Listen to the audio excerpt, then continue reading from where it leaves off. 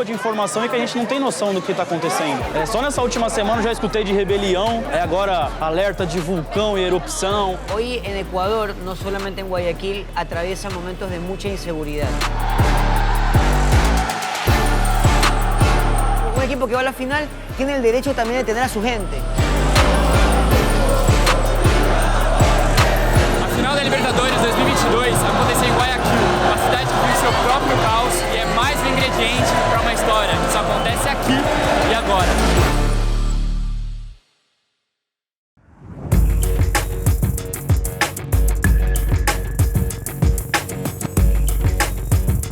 O planejamento para essa final de Libertadores está diferente de qualquer outra cobertura que a gente fez. A decisão que rolou ano passado em Montevidéu teve até gente indo de carro ou tentando um bate-volta. Para essa final, não existe nem voo direto do Brasil até a cidade do Equador. Vamos imaginar que essa final fosse no Japão. Achei a passagem por 8.900, 300 e poucos reais mais barato, também com conexão, mas aí são 27 horas de voo, 26 horas de voo, porque é do outro lado do mundo. Mas de 24 para 26, 27, você vê que dá para quase chegar no Japão. E por isso, eu queria entender como os torcedores estão encarando esse jogo único. Até porque Guayaquil não é um lugar qualquer e tem mais do que uma simples viagem internacional rondando essa final. O Rafa é um amigo meu atleticano que mora aqui em São Paulo e vai viajar até Guayaquil, então eu chamei ele para trocar uma ideia sobre essa viagem.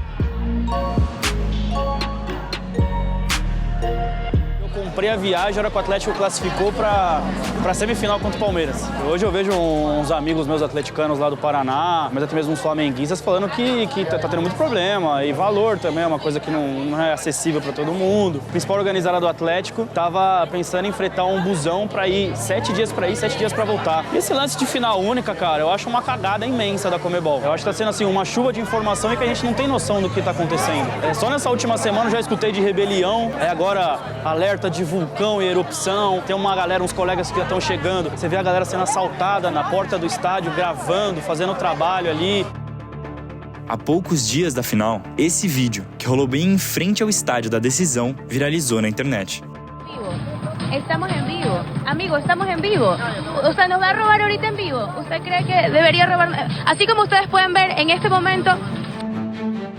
E não é só por causa da chegada dos milhares de turistas que existe essa preocupação. Ainda em abril desse ano, o presidente do Equador teve que fazer um pronunciamento público. He declarado estado de excepción en las provincias del Guayas, Manabí y Esmeraldas. Esse plano de emergência, que não durou muito tempo, faz parte de um discurso do governo dele de guerra direta contra o narcotráfico, que escalou a violência nas maiores cidades do país, ao ponto da Conmebol cogitar desistir da final em Guayaquil várias vezes durante a temporada. Com a logística complicada e todo esse papo rolando, eu vou até lá para entender e descobrir o que realmente está acontecendo na sede da final mais importante do ano no futebol sul-americano.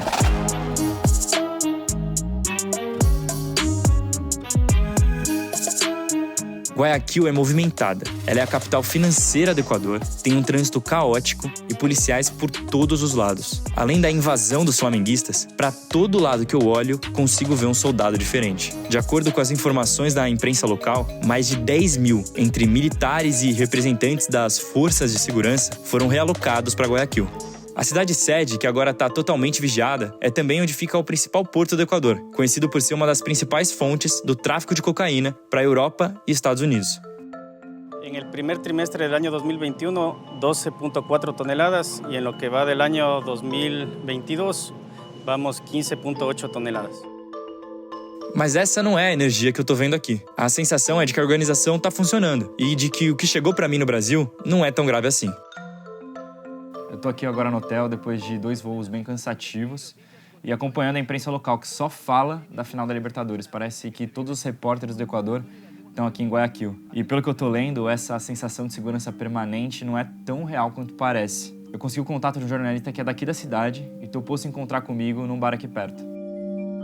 Hoy en Ecuador, no solamente en Guayaquil, atraviesa momentos de mucha inseguridad. Es verdad que antes, en el gobierno de Correas, que él tenía controlado el narcotráfico. Ahora, como Guillermo Lasso, que es otra rama política, trata de combatir el narcotráfico. Y como no hay esa relación que antes había, bueno, esas represalias se ven en la calle. Eu veo muchísimos policiales, soldados en las calles.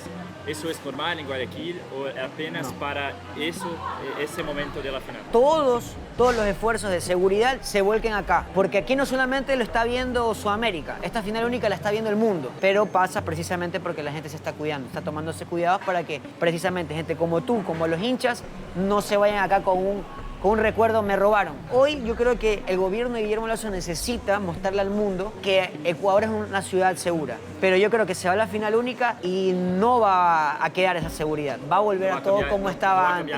No va a cambiar absolutamente nada. Yo estoy totalmente seguro de eso de ahí. Uma cidade descontrolada, ocupada pelo exército para garantir que um evento tão grande aconteça, é uma mistura que me faz lembrar de várias imagens.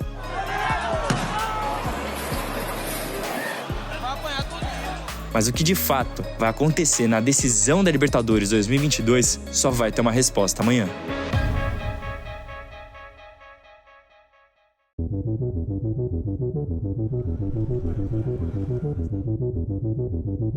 Chegando agora no estádio, a cidade está completamente parada. Como eu tô com um dos patrocinadores, eu não tive tanto contato com a torcida na rua.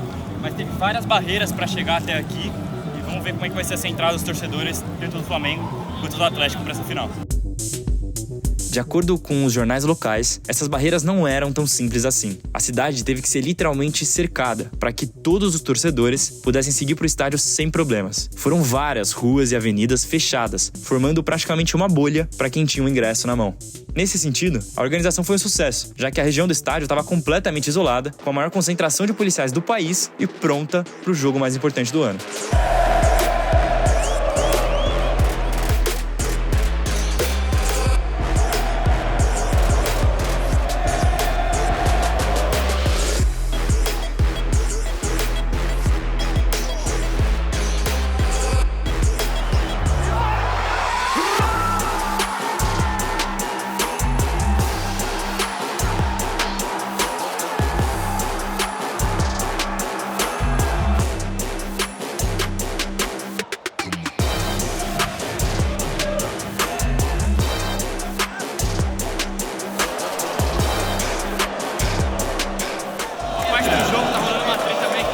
O Vidal acabou de entrar, tem tanto equatoriano, tem tanto torcedor do Barcelona aqui no estádio, acompanhando ele pra caramba e gritando não vai ao Mundial, o processo que o Chile fez pra tentar tirar a Copa.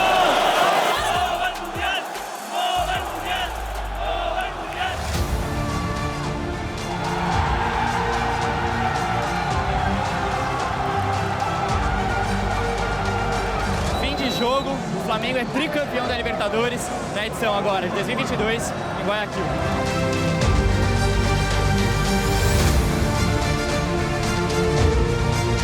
Por mais controversa que tenha sido essa edição, a final da Libertadores da América em Guayaquil aconteceu e representou de uma forma clara o quanto o futebol tem a capacidade de movimentar as coisas no nosso continente.